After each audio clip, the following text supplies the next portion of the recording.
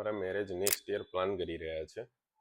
હવે અમારા ઘરવાળાનું પ્રેશર એવું છે કે જો તમારે સ્ટડી એબ્રોડ પર મૂવ થવું છે તો તમારે સ્પાઉસ સાથે જ જવાનું છે અને તમે એ કન્ટ્રીઓ કઈ કઈ છે એની ઇન્ફોર્મેશન લેતા આવો. તો એક સ્ટુડન્ટ ગયા વીકે અમારી પાસે આવે છે અને અમને પૂછે છે કે સર સ્પાઉસ વિઝા સાથે જવું છે, એની કન્ટ્રીઓનું લિસ્ટ આપો, એમાં IELTS રિક્વાયરમેન્ટ શું છે, એમાં પોસ્ટ સ્ટડી વર્ક પરમિટ કેટલી મળે છે. આ બધા એના જનરિક ક્વેશ્ચન હતા. હવે અત્યારે જો જે કન્ટ્રી સ્પાઉસ વિઝા એલાઉ કરી રહી છે એમાં છે જર્મની, ન્યૂઝીલેન્ડ, સ્પેન અને ફિનલેન્ડ. આ કન્ટ્રીઓમાં IELTSની રિક્વાયરમેન્ટ અલગ અલગ છે.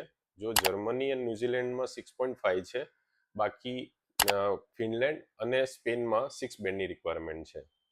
હવે પોસ્ટ સ્ટડી વર્ક પરમિટની વાત કરું તો જર્મનીમાં તમને 18 મંથ સુધીની પોસ્ટ સ્ટડી વર્ક પરમિટ મળે છે, ન્યૂઝીલેન્ડમાં 3 યર્સ સુધીની મળે છે અને સ્પેન અને ફિનલેન્ડમાં 1 વર્ષની તમને પોસ્ટ સ્ટડી વર્ક પરમિટ મળે છે.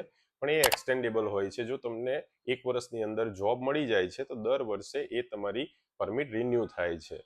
તો તમારે પણ સ્પાઉસ વિઝાને રિલેટેડ કોઈ પણ ક્વેશ્ચન હોય તો અમને DM કરો.